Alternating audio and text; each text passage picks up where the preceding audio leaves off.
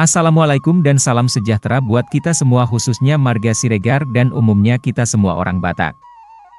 Selamat bergabung kembali dengan akun Marsada Siregar Channel. Kali ini kita mengulas dan membahas tentang marga-marga dalam suku Batak. Oke, sebelum lanjut mari subscribe buat yang belum subscribe, dan yang sudah subscribe saya ucapkan terima kasih yang setulusnya. Silahkan like, komen dan share konten ini agar lebih berkembang.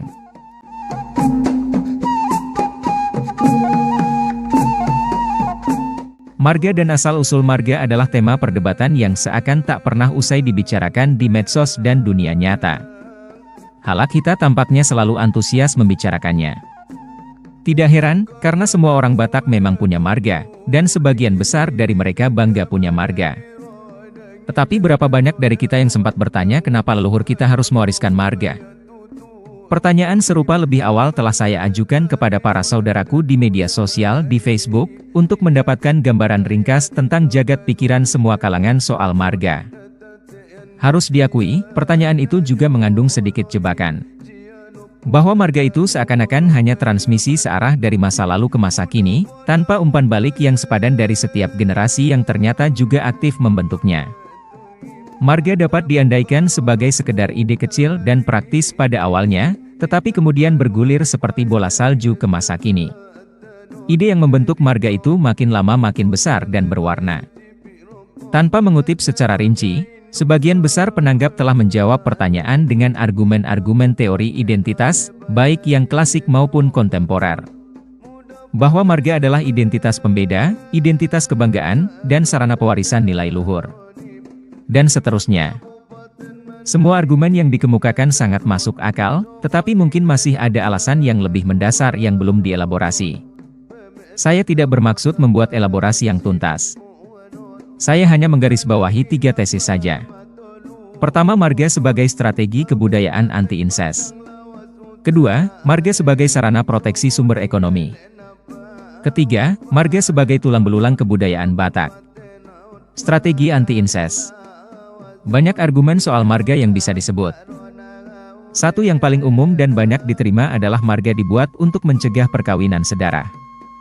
Argumen ini terkait dengan legenda atau mitos Boru Pareme yang inses dengan saudara laki-lakinya yang bernama Sariburaja dan kemudian dengan anak hasil kawin insesnya dengan Sariburaja, yang bernama Raja Lotung.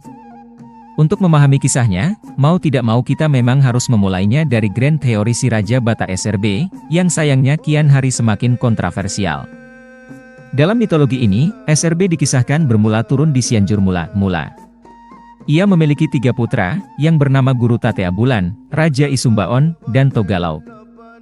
Pomparan Guru Tatea Bulan dan Isumbaon disebut mendiami tanah Batak yang sekarang.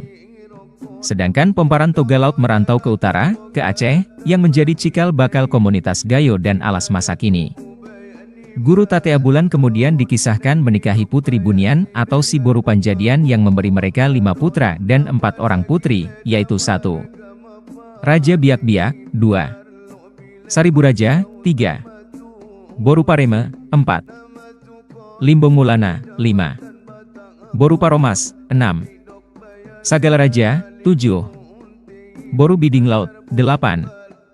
Silau Raja, dan 9. Nantinjo. Sariburaja dan Boru Pareme adalah kembar kakak beradik. Beranjak remaja, Boru Pareme dikisahkan saling menggoda dengan Sariburaja. Inses pun terjadi. Boru Pareme berbadan 2. Tak kuat menanggung malu, Guru Tatea Bulan bermaksud membunuh anaknya Sariburaja dan membuang borunya, Boru Pareme. Tetapi Sariburaja lebih dulu melarikan diri dan menjauh dari Cianjur mula-mula. Boru Pareme sendiri dibuang ke hutan Sabulan, di selatan Cianjur mula-mula supaya ia dan jabang bayinya tewas dimakan babiat. Singkat cerita, Boru Pareme dan Sariburaja berhasil bertemu kembali di hutan itu dan tinggal layaknya suami istri. Di tempat itu mereka dijaga dan dilayani babiat si Telpang si Tolupat. Tiba waktunya, Boru Pareme melahirkan anak lelaki yang diberi nama Raja Lontung. Setelah Raja Lotung lahir, Sariburaja dikisahkan pergi mengembara. Boru Pareme dan Raja Lontung dijaga si babiat Telpang.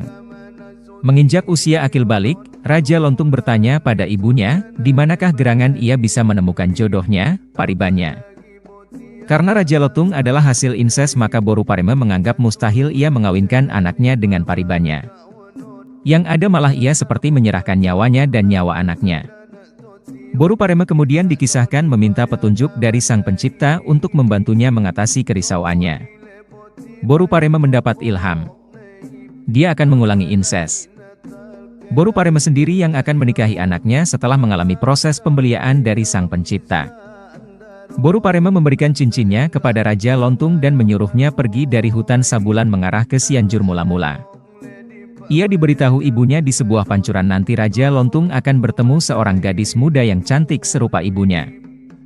Jika cincin yang dibawa Raja Lotung itu pas di jari gadis itu tandanya dialah jodoh si Raja Lotung. Cincin ternyata pas, sehingga Raja Lotung segera mengawininya. Dari perkawinannya dengan gadis itu, Raja Lontung memperoleh 7 putra dan 1 orang putri. 7 putra itu adalah Si Naga, Si Tumorang, Pandiangan, Nainggolan, Si Matupang, Aritonang, dan Si Regar. Sedangkan seorang putrinya menikah dengan Si Hombing, dan kemudian Si Mamora. Mereka inilah yang dikenal dengan Lontung Sisia Sadaina, Pasia Boruna Si Hombing Si Mamora. Artinya, Lontung 81 ibu, terhitung borunya Si Hombing, dan Si Mamora. Kita masing-masing tentu punya opini yang mungkin berbeda soal penggalan kisah di atas. Yang paling telak adalah ada anggapan kisah itu sepenuhnya mitos. Saya tidak hendak membawa kisah ini pada ruang perdebatan. Saya hanya hendak menjelaskan alasan-alasan idealis kultural kenapa marga relevan pada saat itu. Tidak jadi soal grand teori SRB ini sepenuhnya dianggap mitos, separuh mitos, atau sepenuhnya benar. Yang hendak dicatat darinya ada koherensi ide antara peristiwa inses dengan kehadiran marga. Dari kisah itu, jelas terlukis leluhur kita hidup di pedalaman yang terpencil. Tanpa tatanan dan tanpa marga, peristiwa inses menjadi tragedi besar yang menggoncang keluarga. Supaya inses tidak menjadi norma yang melekat pada penerusnya, maka dibuatlah strategi kebudayaan anti-inses. Marga pun dibuat dan prototipe Dalihan Natolu diletakkan. Tidak begitu jelas tahun kapan persisnya marga dan Dalihan Natolu bermula. Tetapi relevansi marga sebagai strategi inses mudah dihambarkan secara ilustratif. Dalam kelompok kekerabatan yang kecil, tata genealogis keluarga dibagi 3. Putri si A hanya boleh kawin putra si B, tidak boleh sebaliknya. Ini yang kemudian disebut Marboru Tulang atau Marpariban. Selanjutnya, putri si B hanya boleh menikah dengan putra si C. 2 pakem itu saja sudah cukup untuk mencegah inses dan membentuk tatanan kekerabatan Dalihan Natolu. A, B, dan C menjadi prototipe marga, seperti yang dikenal sekarang. Secara antropologis, teknologi sosiogenealogis semacam ini memang masuk akal dan bisa diterima. Ketika populasi kelompok kecil suku pedalaman terbatas, inses menjadi isu yang selalu menguras perhatian. Sejak zaman purba, manusia sudah paham risiko inses dalam pewarisan genetis sangat serius. Dan, walaupun menghindari inses telah menjadi salah satu kode pada DNA manusia, inses tetap terjadi hingga hari ini. Karena itu, semua kebudayaan punya fungsi early warning system untuk mencegah inses. Tahun berganti, abad berlalu, marga pun telah terwariskan beberapa sundut, generasi. Lazimnya, satu sundut itu berlangsung 30 tahun. Perkenankan saya menggunakan marga Siregar, Amang Kandar Siregar dan Abang Rahmat Parlindungan Siregar, mohon dikoreksi kalau salah, sebagai ilustrasi menghitung sundut. Saat ini penerus Opu Toga Siregar, saya No 18, barisan siakaan-siakaan, sulung-sulung, sudah ada yang sundut 22 atau 23. Sedangkan barisan panyampulan-panyampulan, bungsu-bungsu, mungkin masih ada yang masih sundut 15 atau bahkan 14. Kenapa perbedaan sundut begitu lebar? Mari berhitung dengan ilustrasi. Seorang Opu Natama Siregar punya anak 7 orang. Anak pertama menikah usia 17 tahun, sedang anak bungsu menikah pada usia 22 tahun. Beda usia si sulung dan si bungsu 20 tahun. Si sulung punya anak laki-laki pertama pada usia 19 tahun, setahun sebelum adik bungsunya lahir. Artinya si bungsu lebih muda setahun ketimbang ponakannya yang lelaki 1 tahun. Si sulung menikah pada usia 20 tahun dan punya anak pertama lelaki pada usia 21 tahun, atau 2 tahun sebelum omnya, si bungsu menikah. Artinya abang siakaan sudah punya cucu, adik bungsunya belum menikah. Kejadian itu wajar saja. Saya sendiri di waktu remaja masih sempat bertutur opung pada seorang anak kecil yang usianya terpaut 10 tahun lebih muda. Beliau sepupu 2 kali kakekku. Bisa gosong lidah saya kalau sampai berani bilang adik pada balita bertuah itu. Toka, kata orang Toba. Jadi rentang 14-22 sundut dari generasi masa kini ke Opu Toga Siregar masih masuk akal. Kalau ambil garis tengahnya, poparan Siregar yang hidup di masa kini rata-rata sundut 18, 22, 14, 2. Jadi jarak waktu dari masa kini ke era Opu Toga Siregar sekitar 540 tahun, 18x30 tahun. Artinya anak pertama Opu Toga Siregar yang bernama Silali lahir kira-kira tahun 1480 Masehi. Itu perkiraan saja, kurang lebihnya mohon dikoreksi. Pertanyaannya, setelah terpisah sekian sundut, apakah mereka yang kawin semarga masih disebut inses? Entah terkait langsung atau tidak, dalam Horja Godang kita selalu mendengar doa selamat yang berbunyi, Pitu Sundut Swadamara, Horas Horas Horas. Artinya semoga, pengantin itu, selamat dan tidak mendapat mara bahaya sampai 7 generasi selanjutnya. Selamat selamat selamat. Kebudayaan memang selalu punya solusi mengatasi kebuntuan sosial. Seiring pertambahan populasi, dari marga-marga besar pun lahir marga baru. Di Padang Lawas dan Dolok marga-marga besar tidak memecah diri secara formal. Harahap misalnya, sampai hari ini belum sampai melahirkan marga Simataniari, Mompang, Sidakal, Simatoktong, DLL.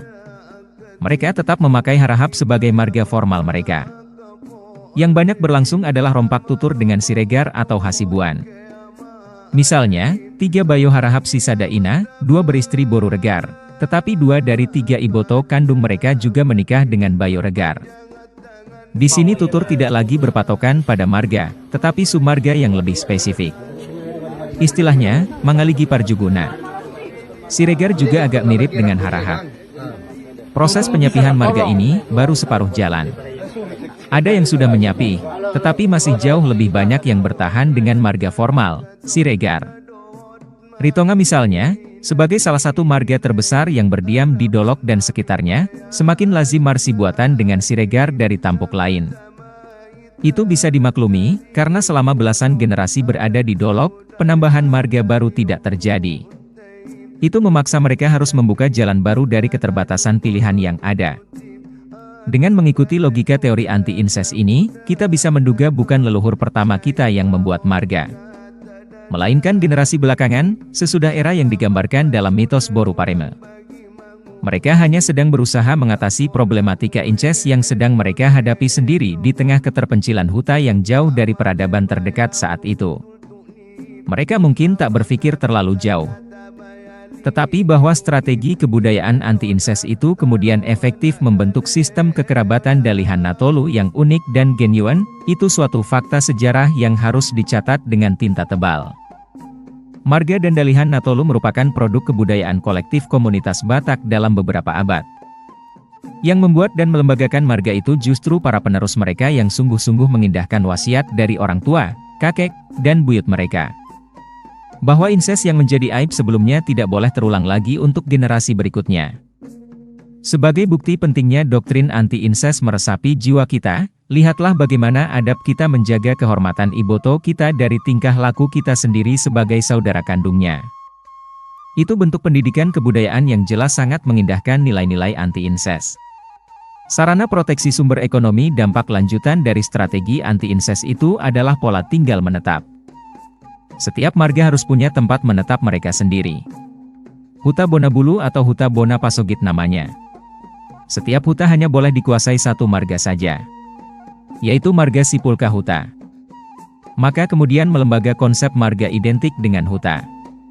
Atau sebaliknya huta identik dengan marga. Tetapi kemudian motivasi mempertahankan huta dan marga berubah dari sekedar anti-inses menjadi strategi proteksi ekonomi yaitu tanah. Di beberapa tempat, tanah merupakan modal utama dan satu-satunya yang tersedia untuk mempertahankan hidup. Karena itu tanah harus dilindungi dengan cara membatasi akses marga lain masuk ke huta mereka. Kemurnian semarga sehuta dijaga betul karena itulah cara yang paling efektif mempertahankan agar tanah huta tidak berpindah ke marga lain. Semakin bertambah populasi dan semakin banyak marga baru, maka semakin kuat pula tekanan untuk mempertahankan kemurnian marga. Sampai sekarang kerabat kita dari Puak Toba misalnya, sangat keras mempertahankan kemurnian genealogis marga. Mungkin karena tanah di Toba sempit, berbukit, dan tandus. Sebaliknya, di Angkola, Padang Lawas, dan Dolok, tanah masih tersedia cukup luas, sehingga tidak ada kebutuhan yang mendesak untuk mencegah marga lain menetap di satu huta. Sebaliknya praktek mengundang atau membawa marga lain menetap ke dalam huta merupakan strategi marga huta memperkuat diri. Tulang belulang kebudayaan sekarang saatnya kita mendefinisikan marga secara lebih mendalam. Lebih dari sekedar nama atau identitas kesukuan. Marga sejatinya adalah tulang belulang kebudayaan Batak.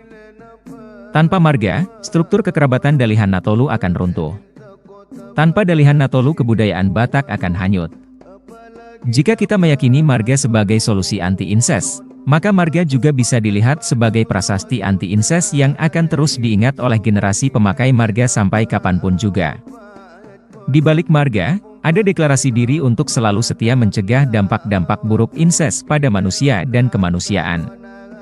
Dengan marga, leluhur kita setidaknya telah menjauhkan kita anak cucunya dari risiko-risiko keterbelakangan mental akibat inses. Dari sejarah kelahiran marga kita pun menjadi faham ide-ide perjuangan kemanusiaan selalu relevan sepanjang masa, walau kita tak pernah tahu ide itu akan mewujud menjadi apa saja di kemudian hari. Akhirnya, sama seperti generasi pembuat marga dan pelembaga Dalihan Natolu, tidak ada alasan bagi kita untuk mengenakan marga pada putra-putra selain penghargaan kita pada wasiat leluhur yang diceritakan dari generasi ke generasi. Leluhur kita boleh mewariskan marga, tetapi warisan itu tidak punya relevansi apa-apa jika kita sendiri tidak sungguh-sungguh mengindahkannya.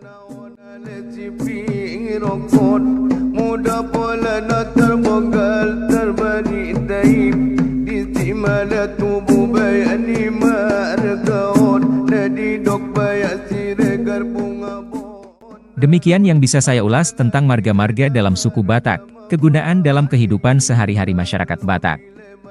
Mohon maaf atas kekurangan dan kesalahan penyampaian.